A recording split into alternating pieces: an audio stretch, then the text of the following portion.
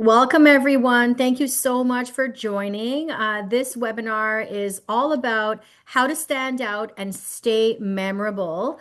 Top qualities recruiters actually remember. So I'm so excited to welcome you all to this webinar by Devont, hosted by Devont. And I'm going to introduce our guest speaker in a few minutes. Next slide. So it's so nice to meet you all. My name is Sisha Maharaj. I'm a senior consultant, business development and external relations with Devont.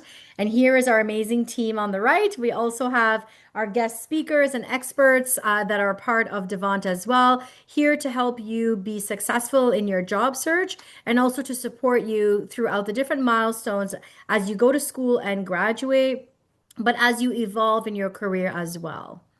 Next slide, please. So just a little bit of logistics. Everyone on the call is muted, so there's no need to use your video. This session is recorded and it will be shared by everybody who has joined the call today.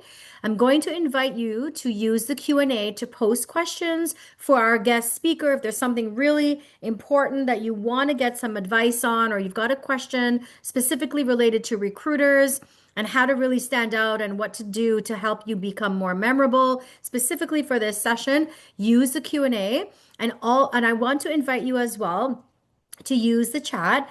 This is a safe learning space, so please use the chat to introduce yourself. Maybe let us know where you're calling from, what your career goal is, and maybe one thing that you want to learn. So feel free to chat with each other, introduce each other, and stay in touch because you're going to be able to expand your network as well, even though we're on a virtual call. And then finally, please make sure you take a look at the Devont website on slash events www.devont.ca/all events to find upcoming events that can help you in your job search. Next slide, please.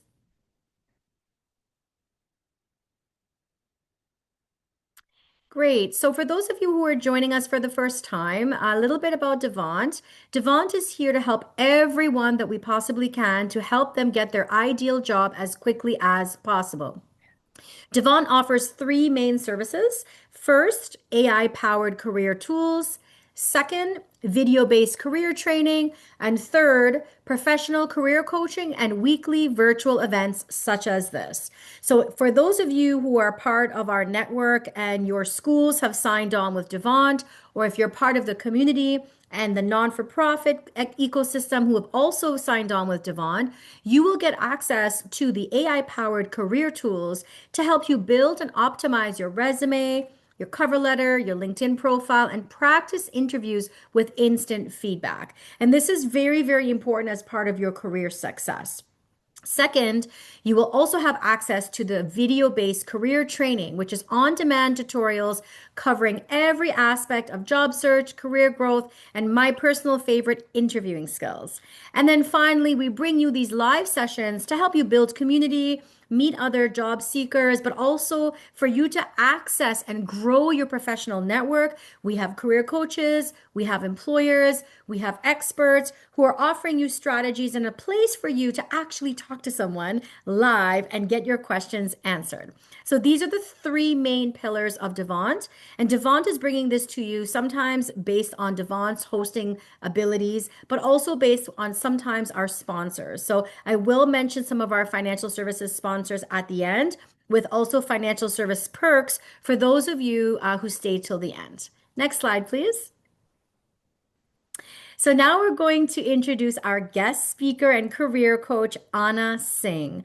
Anna, thank you so much for joining us again. It's always a pleasure to share this virtual space with you, to hear your expertise, and to help us learn a little bit more about the topics that are really near and dear to our communities, especially related to their job search. Uh, Anna actually also works with CIBC. She's a workforce operations and vendor management specialist, specifically on supplying of governance consulting. So, Anna has recruitment experience, but she also has professional current experience with one of our top employers in Canada, CIBC. So, without further ado, Anna, welcome to the floor, and it's all yours. I'll be here in the background, so feel free to reach out if anyone has questions. I'll be monitoring the chat and the Q&A. Anna, Perfect. please go ahead. Thank you so much. Thank you. So, hello, good evening, everyone. you know, some of you've probably heard me before, some of you, it's probably your first time, but my name's Ahana. I've been in the industry for quite some time now. Um, started my career with recruitment. So I am very, very much familiar with the day-to-day challenges of a job seeker as well as an employer, as a recruiter. I do understand the gaps. And so my goal here today is to at least leave you with some valuable insight, or at least to help you make some sort of plan or strategy that will help you with your job search, right? And actually, how does it feel to be also on the other side, right? So, as an employer, as a recruiter, what are the qualities that we have looked for or we look for, right? So that's probably something that we're going to aim for today. Um, Request is please post your questions in Q&A. I'd love to take all of them. Try to be a little more descriptive in your Q&As, just so that, I'm able to answer them more correctly. Okay, so let's start. So today we're going to be covering, like I said, breaking through the application wall, right? How to get in front of these recruiters, understanding transferable skills and what recruiters look for. Communicating your value with clarity and confidence. That is extremely, extremely important. If you are not able to communicate who you are, what you do, and how you can help my organization or my team, that is a huge, huge gap. And again, that communication comes with a lot of practice. So my number one for today is please do practice your answers. Please practice your intro, your short pitches a lot, because it's very important. Okay, so if we can probably start off with a quick icebreaker questions that you can post in the chat. What's the number one thing holding you back from even getting a conversation with a recruiter right now? What's the number one thing? Sorry, I'll just no replies. Reached out on LinkedIn. Toronto, interested in data analytics and AI. Mike, you're from Toronto. Mississauga. Okay, perfect. Do you have experience in Canada? Yes, I do. Oh, well, that's the question you get. Sorry. Getting past the ATS resume screening. Okay, great. I'm seeing good answers, and these are a lot of the common ones that we get. So see, most job seekers, right? They never actually get a chance to make that impression, right? Because they never get past the application stage. So you're applying, applying, applying. You're not getting past that, right? So today the goal is to change that, right? Uh, is basically for you to know how to make that first impression. And if something is not working, how can we make it work, right? So that's what we are going to do. At least today, right? But I do see a lot of good, valid points. So thank you all to those who are participating. Okay. Breaking through that application wall. So how to get in front of the recruiters. Um, so recruiters, there are a lot, right? They come in different, you'll see a lot of them come up as different names. So talent acquisition specialist, recruiter, practice director, practice manager. So you necessarily don't always see them as a recruiter in even on their LinkedIn title. So first is to understand who are these recruiters. So recruiters are broken down into different categories, right? First is you have them in agencies, staffing agencies, recruitment agencies, similar to if you've ever heard of like agencies like Tundra Technical, Procom, Emergitel, SI Systems. These are agencies that have that have an agreement with big companies. So it could be financial banks, it could be small to medium sized businesses, it could be hospitality, it could be any industry, different industry. And they have basically the opportunity to source for those clients and place them. So these are all majorly our contractual jobs. First, you have those recruiters, right? Then you have recruiters in the corporate industry, whereas you are applying directly and you are kind of applying through the regular ATS. Even in recruitment agencies, you apply through the ATS, but the mode of operation is slightly different. So first, you have to always understand who's your target, right? Where are you applying to? Are you applying directly to the jobs, or you're applying to the recruitment jobs that are placed? So because you want to also tap that market at the end of the day, because a lot of contract jobs get converted to full time as well, right? Based on performance, based on budgets and all of that.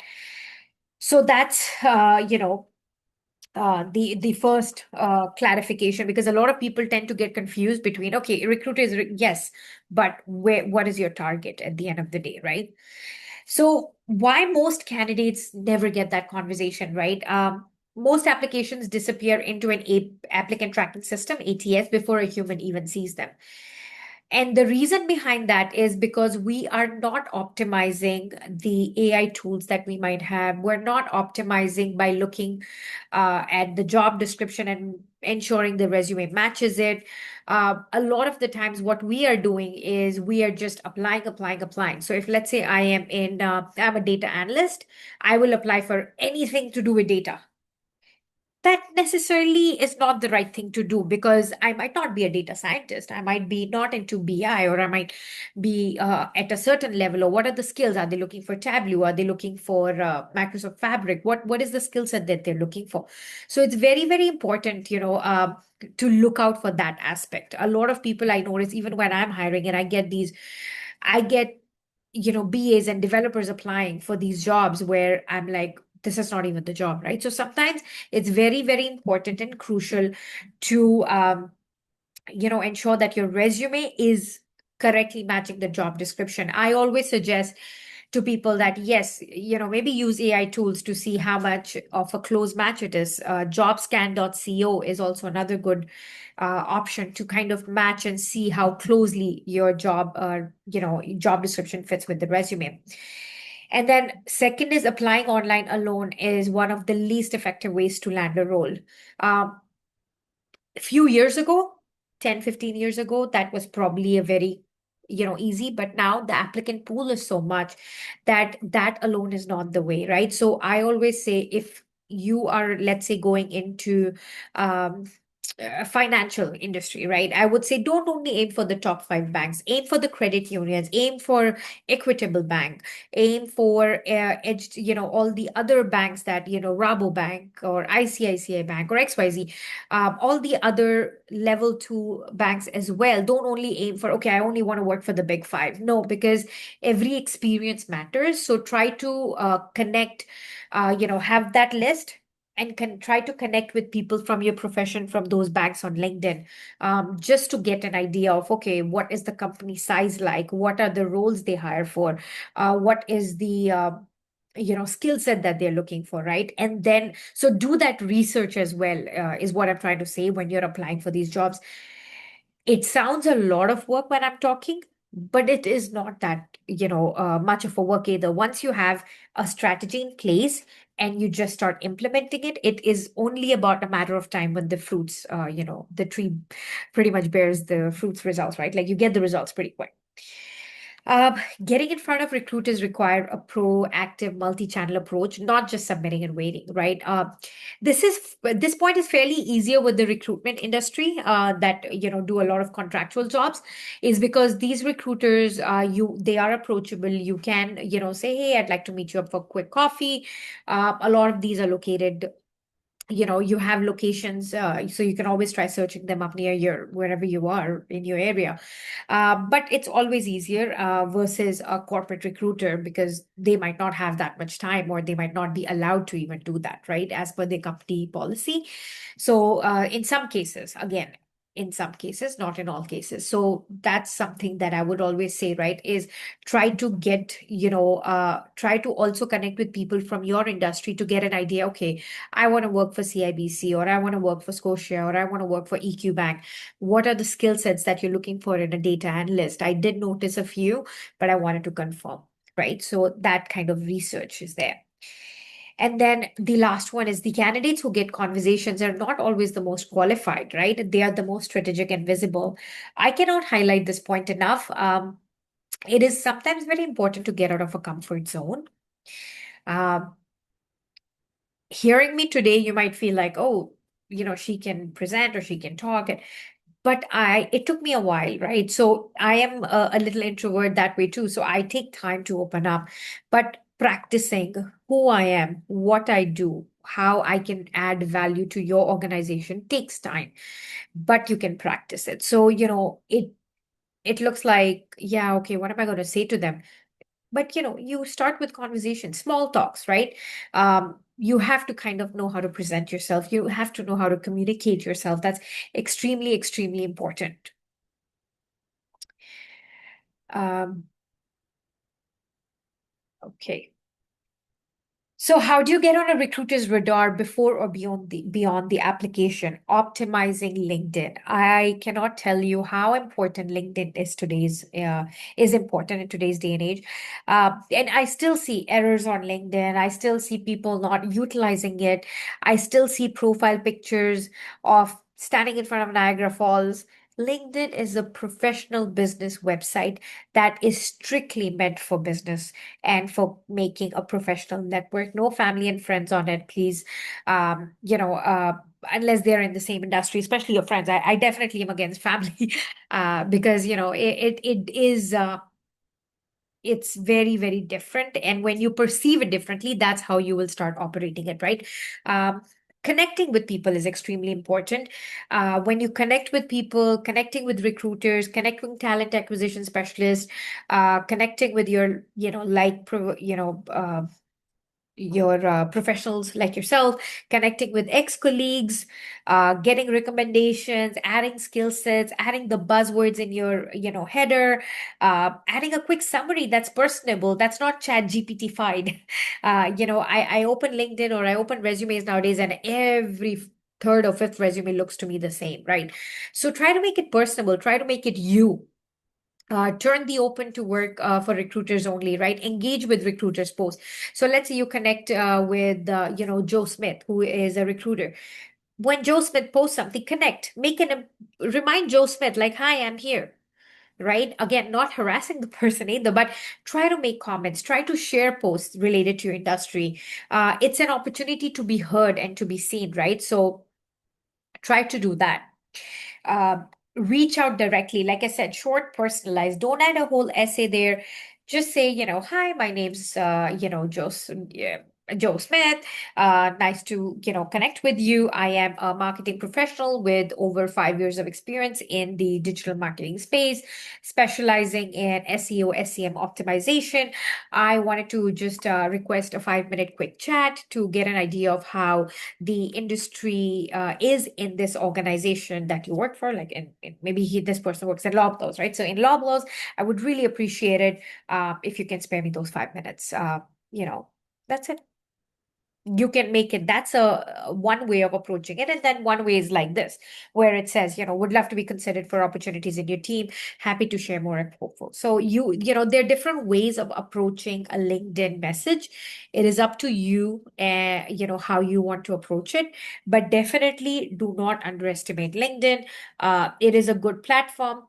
Yes, I have the most common question I've heard is I reached out on LinkedIn, people don't respond.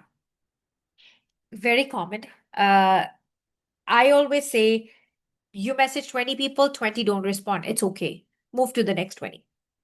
Um, Out of 20, even if one responds, that's a win, right? You have to always keep in mind that people are busy, people get occupied, and not everybody, has that personality of like, okay, I want to help you out either, right? So, having said that, there are a lot of other people as well that are willing to help. Like I've reached out to so many people in these past few years of my career, and I actually landed my job, few jobs that I have had through LinkedIn. So, reaching out directly, and it was a win.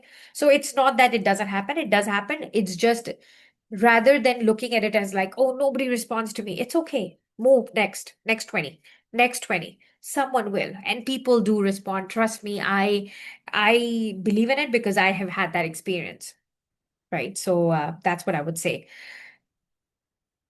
Okay. How do you build relationships that lead to opportunities before jobs are even posted? Uh, I think one thing that's very important is attending events and panels.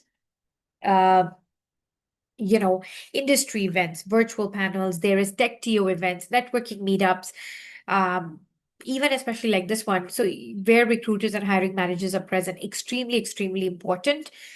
Informational interviews, I would say, have a coffee chat, get to know the organization or the person, and introduce yourself in an informal setting, right? It doesn't have to be, a formal one, right? So join professional communities, alumni networks, industry associations, and leverage referrals, right? Try to, connect with people. These always look at it this way: your network is your net worth in the long run, right? So connecting with these individuals, they're pretty much you're the tree; these are your branches. Eventually, these branches will bear fruits. I look at it this way, right? If I was to explain to you in pretty much standard, simple ways, right? So extremely important in this country. Networking is the key. Network is your net worth because people move from one place to the other place. They will always remember how you were with them, how you worked with them, how you collaborated with them, and then they move to another organization and it works out for you too because you might be interested in something there too. Okay, so leverage those referrals. I know all of these things are probably things you might have heard of, but what I'm trying to say is keep trying, do not give up. Sisha, do you want to add anything on this slide, please? Yes, I couldn't help it Yeah, because of you course. talked No, about networking and I love networking. So I want to give them a little inspiration as well, if I of may, course. with a Yeah, quick of course. story. For those of you maybe who missed one of our sessions, I had a recruiter here.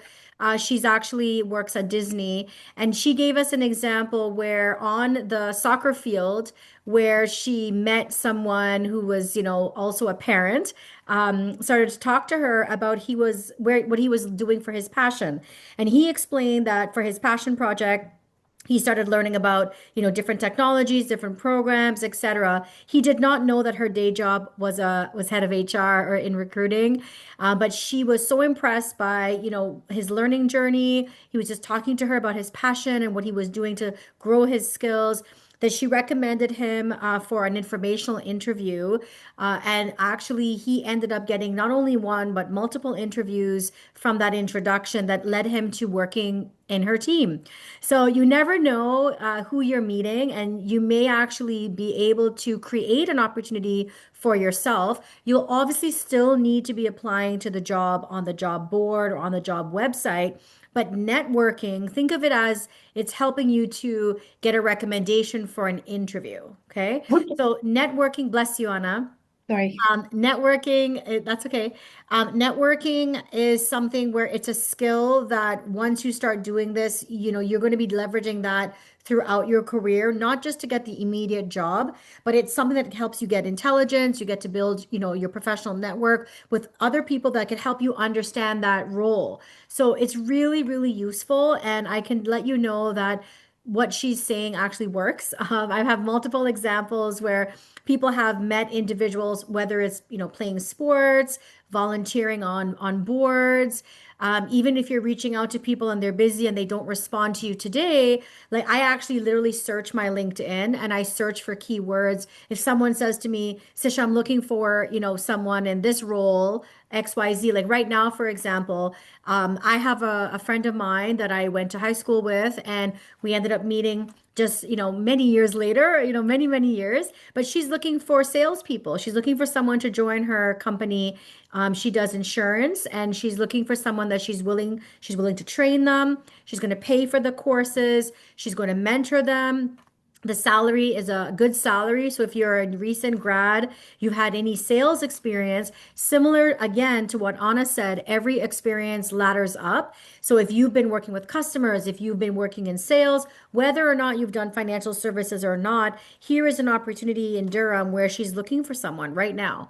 I have another opportunity where I met someone from a different sort of role that I'm doing consulting with, and he told me he's hiring in marketing and he's looking to build his team. So I would just say networking, what it helps you do is uncover the hidden job network. What you're seeing in terms of jobs being posted is the open job market, but there are hidden jobs that are either not posted or people haven't found the right individual. But if you can demonstrate work ethic, you can demonstrate, your willingness to learn, you can show transferable skills, informational interviews, joining professional communities that Anna mentioned, attending events. Over time, it builds trust and it builds your reputation, where people may recommend you for a job even before you've seen it. So I'll stop there, Anna, but Yeah, a no, no, very perfect. important slide. I wanted Excellent. just to Yeah, add no, those this, things. I was actually going to share an example as well that you've probably heard. But, when I was, and I still do that to date, but I was in my recruitment job a few years ago and I received a cold call once. And this cold call was from a graduate from York University. And our company had won the best of the best, top 100 managed companies award, right? So, ideally your name gets published. There's this best of the best magazine, and this girl, fresh graduate, very shy, very quiet, soft spoken, she just called us to congratulate us. And when my admin received the call, when our admin, and she passed it on to me, I was like, wow, that's strange. Why would anybody just call us to wish us? That's strange, right? And I took the call, spoke to her, and she was like, I just want to congratulate you, right? Because I was going through the magazine and I saw that you guys won an award. And I was like, oh, well, that's very nice of you. So I was like, okay, that's interesting. I said, why don't you join us for a coffee tomorrow, right? Out of goodwill gesture, she, I invited her. She came by. We spoke for about, I think, 30, 40 minutes about what she does, who she is, what her background is, what her interests are, because she's just a new graduate, right? Like, what is she looking to do? Um, and I think by the end of the first hour or so, I had a job offer for her. I had created a job based on her strengths, based on the skills, identified a gap in my organization, and said, okay, maybe let's hire her for a 3-month contract. Started off with 3 months. She ended up working for almost 4, 5 years. So here's to tell, this example is a classic example of I didn't have the intention to hire.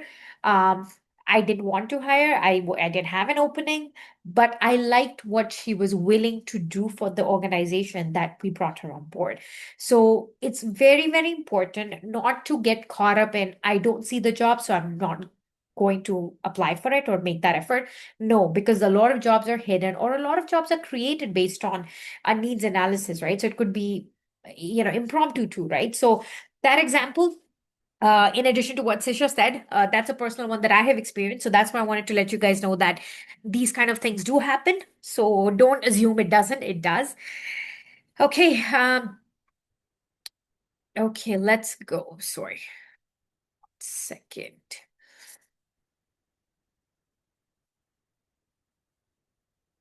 Okay, so how do you build relationships that lead to opportunities before jobs are even posted? Like we said, attend industry events, virtual panels, networking meetups, um, informational interviews. Try to create an interview manual for yourself whereby you have a list of probably 10, 15 questions, um, and and create sample answers, maybe use AI tools for it, and practice it every day. Practice it in front of of a mirror every day. This gives you an idea to observe your body language, your behavior, and it also helps you ease out that personality shyness or that hesitance of answering questions, right? So I think that's a great way of kind of breaking that ice yourself, of saying, okay, hey, my name's Ahana, thank you for taking the time to interview me today. I am an HR professional with an experience of over X years in the field of recruitment, talent management, governance and risk of suppliers, vendor management, XYZ, right? In the past few years, blah, blah, blah. So again, this, what you're hearing is again with practice. So that's why I say practice, practice, practice is very, very important. because it flows out naturally. You're not like on the spot and you're like, oh, shoot, what do I say? What's my skill set? What's my strength? No, you already have it recorded in your head, right? So you've already practiced it. Join professional communities, alumni networks, and industry associations. Referrals, like I say, um, is is there, right? So try to network a lot because they become your brand ambassadors, basically, in the long run. What should your LinkedIn and online presence look like to attract a recruiter attention? So I know Devon does LinkedIn workshops as well. I would strongly encourage, you all to attend it. It is extremely informational. It will give you a huge deep dive into LinkedIn. But for now, a strong headline that goes beyond your job title. Speak to the value you bring in the role you're targeting, right? So if I want to go into recruitment, I want to be a recruiter, I will go back, I'll edit that. If I want to be in marketing, I'll edit my, it to reflect those skill sets. So extremely important to make your LinkedIn equally, a targeted LinkedIn, basically, of what you're looking to get. Summary that tells your story in a human engaging way, right?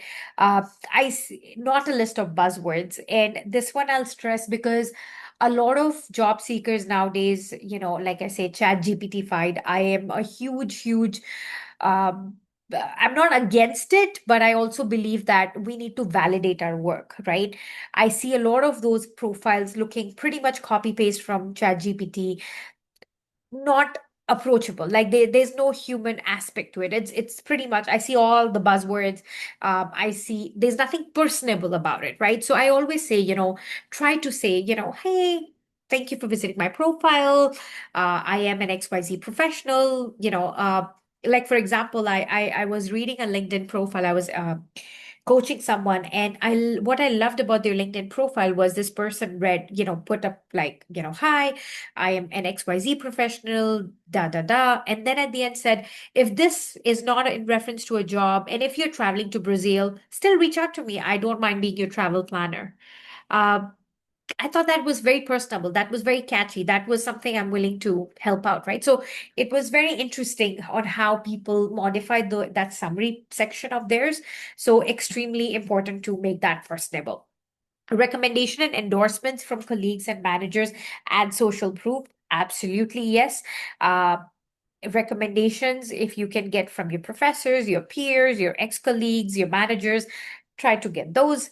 Activity and engagement signal. Don't have 10 connections, 50 connections, no activity, no posts, no comments. Please try to make sure your LinkedIn is active, you have an engagement going on, you are connecting, you are commenting. Extremely important. You are outside this wall of the job search. Now you're in the market. So you have to make yourself seen, right? You have to make your presence seen. So understanding transferable skills and what recruiters look for. So I think a lot of I always say do a quick needs analysis on yourself, right? Say, okay, what is my strength? What is my areas of improvement? What is the industry I'm targeting? What are the most common keywords or the skills that they're looking for? So that way I modify my resume, but I also know, how to bridge that gap, right? Uh, that's extremely important. So doing your homework is extremely important. Transferable skills are abilities, right? They are gained in one context that pretty much applies across roles, industries, and environments. So, for example, uh, if you are somebody who is always been attending meetings all day and you're also presenting, you're also doing a lot of things, these are all skills that can pretty much be, transferred in any organization, right? So it could be project management, communication, leadership, problem solving. So try to do that needs analysis on yourself so that you get an idea. Um, being adaptable is extremely important. And those soft skills help you adapt those, right? It's not about the gaps of the skills, but it's how you present yourself, right? So uh, I always say sell your strengths and buy your weakness, or your areas of improvement, like we can say, but always sell your strength, because when you sell your strength, your weakness no longer looks like a weakness because the strength has overpowered it, right? Always show how you are, technology, especially with the recent technology that's coming across, very important to stay up to date. If you are in a field, if you are in data analytics, or if you're in a IT related field, technology is changing by the go. AI is the new things that we hear. So getting yourself up to speed, at least with the knowledge, maybe not certifications, maybe not the experience, but the knowledge. And honestly, nowadays YouTube is a well of knowledge. It's what we look for. So try to get some knowledge off there. Okay, this is the new industry trend. Let me familiarize myself with what it is, because the base is all the same. It's just, like if you're, let's say, developer, your basic programming languages are the same. We just keep adding different layers throughout these years, right? So that's how I say the transferable skills are there. It's just for us as job seekers to identify. Making your resume and LinkedIn work harder. So, keyword alignment, mirroring keywords from target job postings directly in your resume and LinkedIn profile. Uh, you know, ATS systems and human reviewers respond to language alignment. Your LinkedIn summary should speak to where you're going, not just where you've been, right? So, frame it in such a way that you want to plan your next 5 years of your career, at least, right? So, for example, responsible for team communication. That's a weak statement, right? Facilitated weekly syncs for a 12-person team, reducing project delays by 30%. I LinkedIn and resume, the more data driven it is, the more validity there is, the more confidence as a hiring manager I have. Uh, so it's extremely important to make sure that your resume on your LinkedIn has data on it, because data validates your experience. Anything you want to add on that point, Sisha? I think that I was just trying to get my camera back on here, so I was just adjusting some questions. I think that your points are great. I see that people are anxious for us to get to some of the questions, so maybe we can pause for a minute and get to some questions, Sure. if that's okay with you, because now Yeah, of we've got a course. big queue of, is that all right? Okay, Yeah, great. of course. Let's do it. Okay, wonderful. So I see that someone commented in the chat that they're anxious for us to go to the Q&A, so I'm going to do that right now. Okay, And perfect. just a reminder, please use the Q&A for the questions because we've got quite a few individuals here and everyone has questions in the queue as well. So I'm going to go in order. If you agree with one of the questions, please use the like button.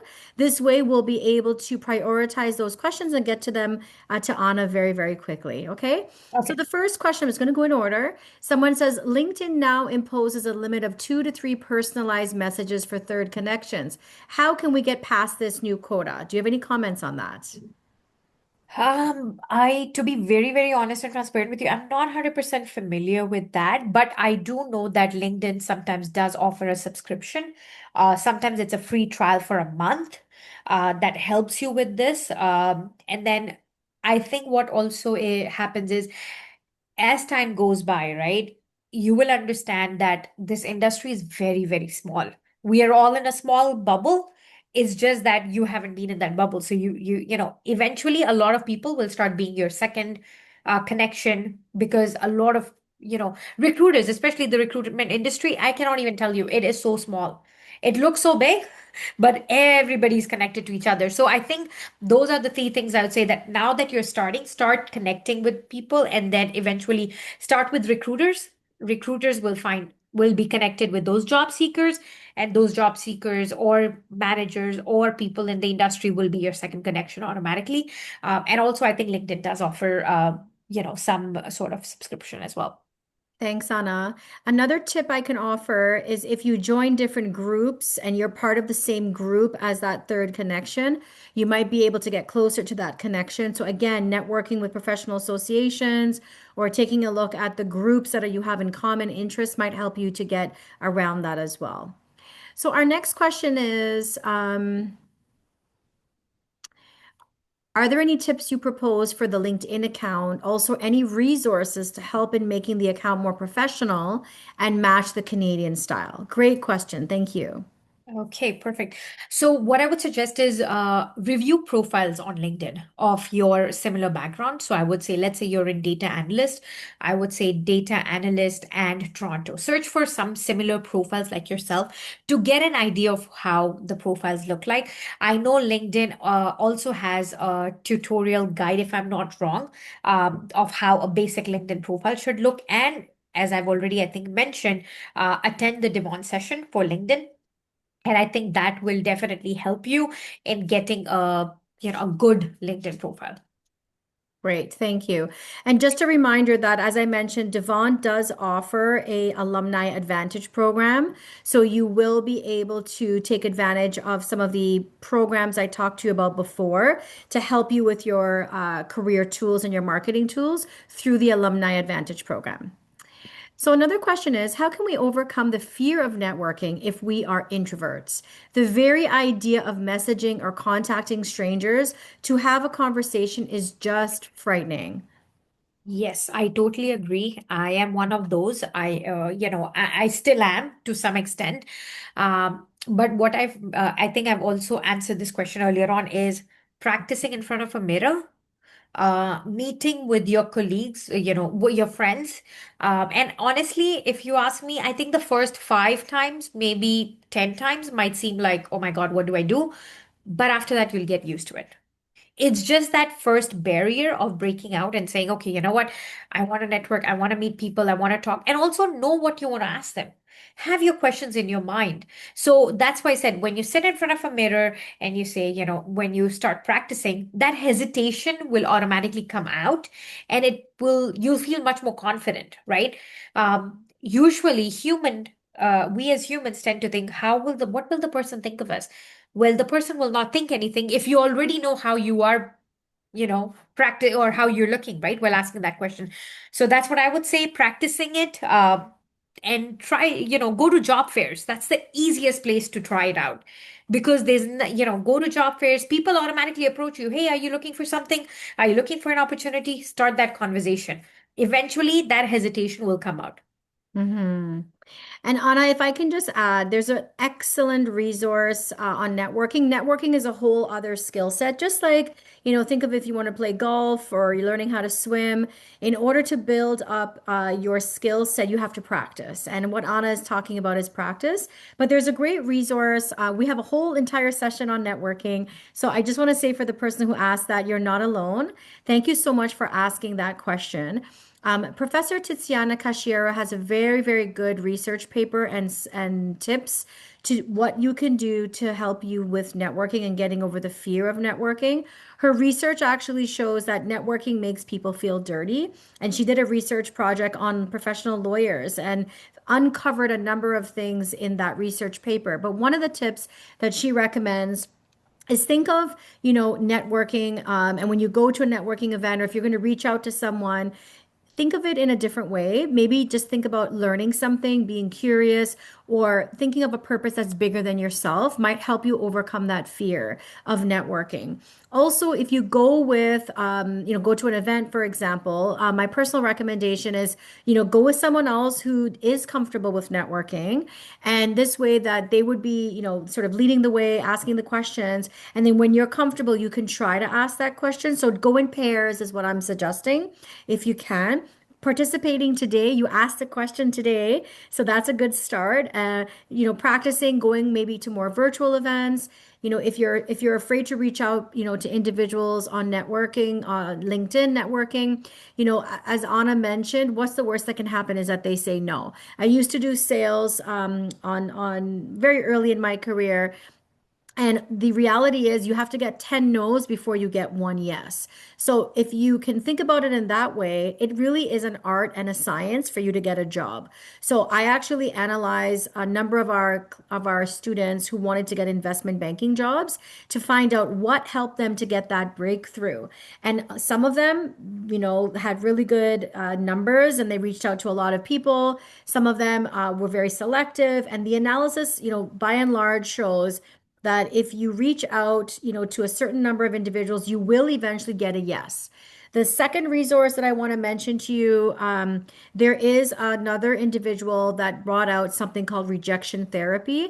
And it's sort of how do you help get yourself over a rejection? And he actually kept going until he heard no. And he was surprised at how many yeses that he heard.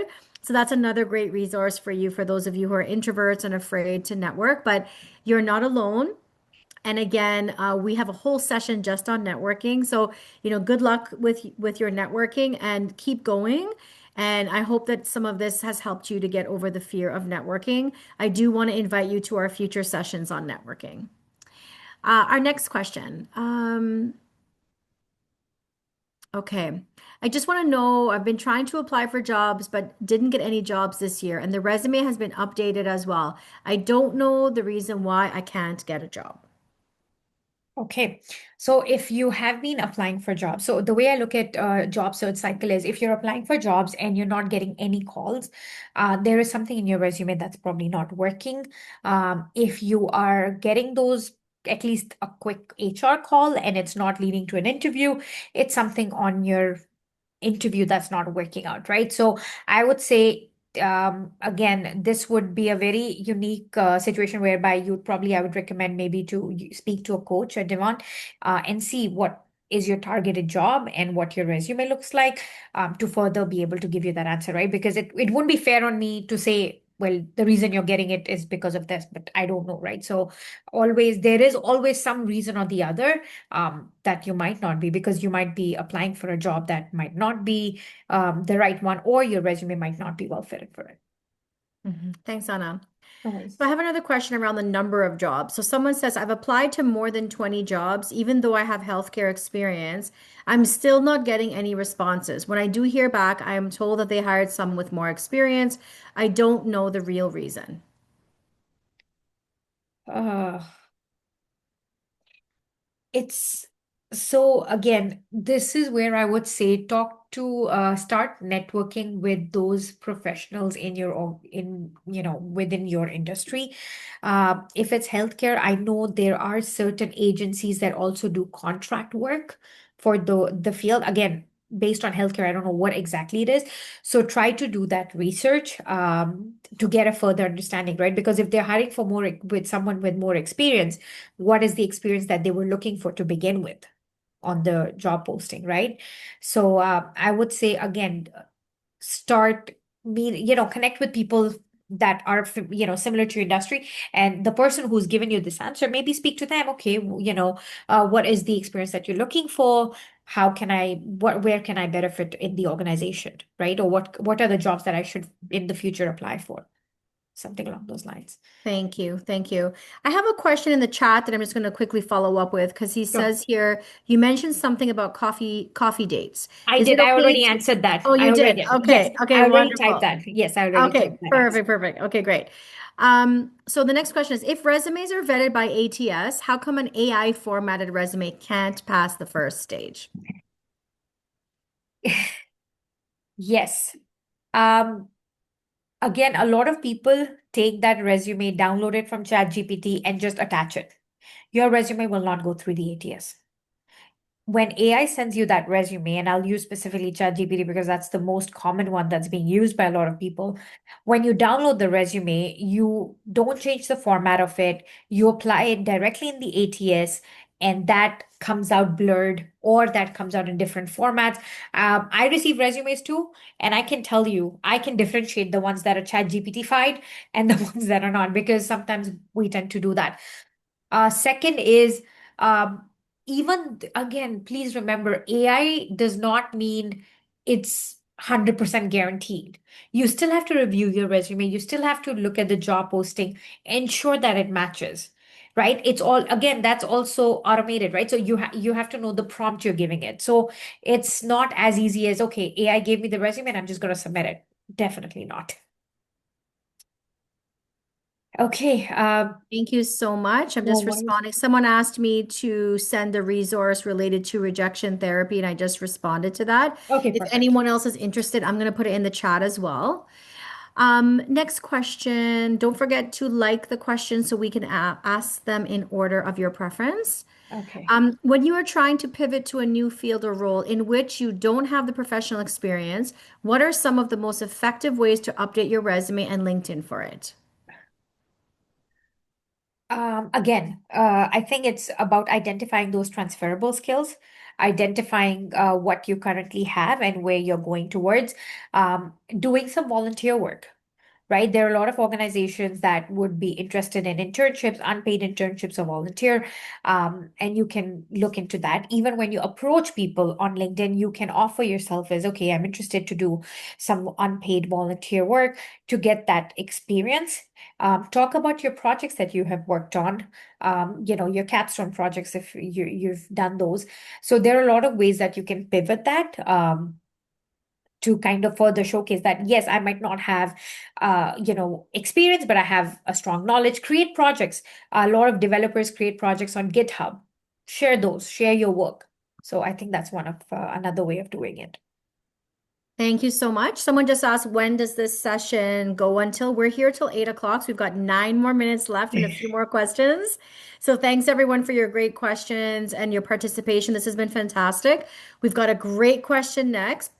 There's always been exaggeration on resumes, but with AI coaching, I suspect it is now exaggeration on steroids. I also see a lot more certificate requirements. How does a recruiter separate fact from fiction, Anna? You know, I cannot tell you. It's this AI thing. It's over the place.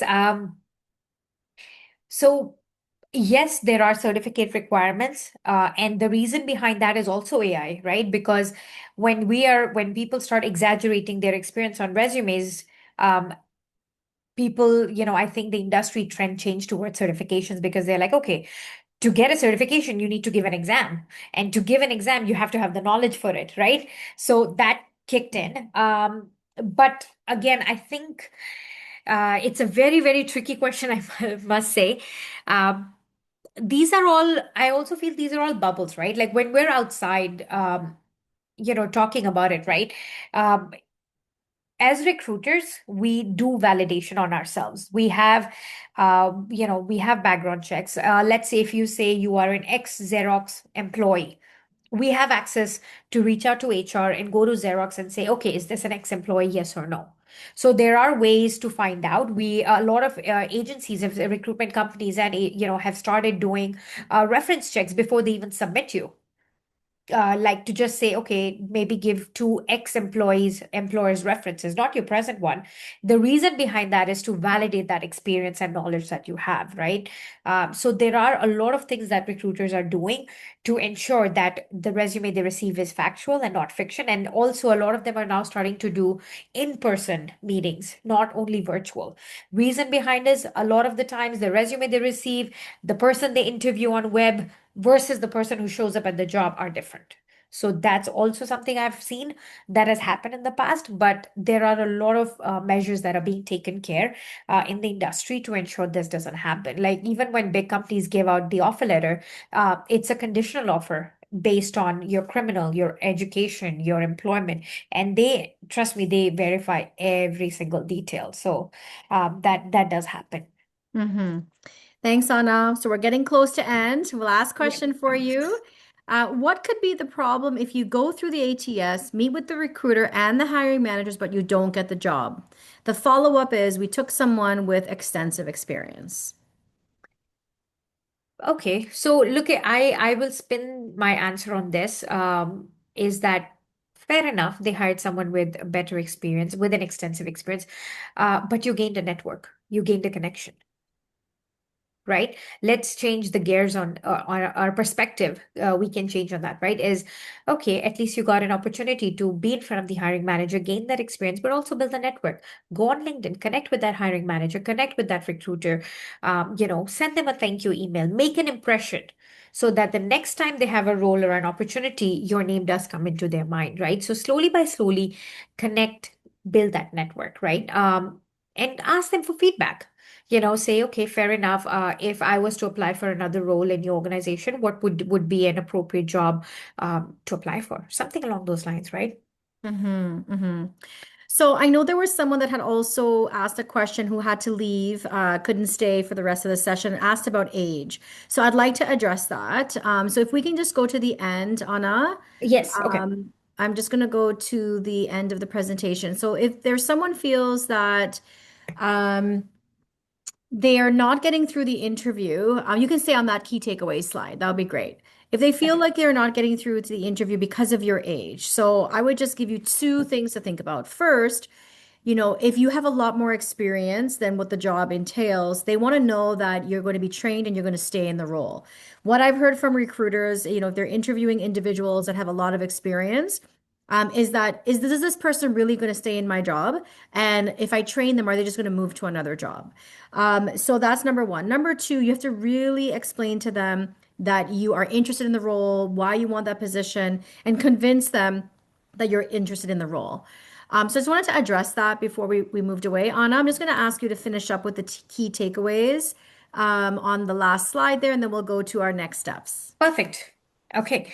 So I think throughout my conversation today, I hope you did gain some sort of knowledge or some sort of experiences. I try to make to share as much experience that I can so that you understand that everybody's in the same boat in some sort of way. So the most important key takeaways would be, most candidates never get the conversation right. Being proactive, being visible, and direct outreach changes the game. It has for me. I even till today connect with people, network with people, and have gotten all, my job through a network. So I can tell you that works. Your skills are your brand ambassadors. They speak for who you are. They travel with you. Industry or a job title does not erase your professional value. Always keep that in mind. Clarity, specificity, and results is the most key important thing. Data driven resume and LinkedIn will always add that experience and that add that validity, right? The way you frame your story is as important as the story itself. Be authentic, be personable. Don't make it scripted either, but make an impact, right? Be who you are. In a world where AI can polish anyone's application, your authenticity and human presence are your greatest competitive advantage. So, uh, that's extremely, extremely important. Like I said, you can use AI generated resumes, fair enough. But if you don't have your personality on that resume, that's going to be challenging. Make it personable, right? Mhm. Sometimes, the old ways of working things, your base is very important. So try doing that. Great. Anna, thank you so much for sharing your experiences with us as a recruiter, also as a professional. You have so many years of experience and interactions with candidates as an actual recruiter. So I really appreciate you being here and sharing this space with us and giving our candidates here in our community some extra tips.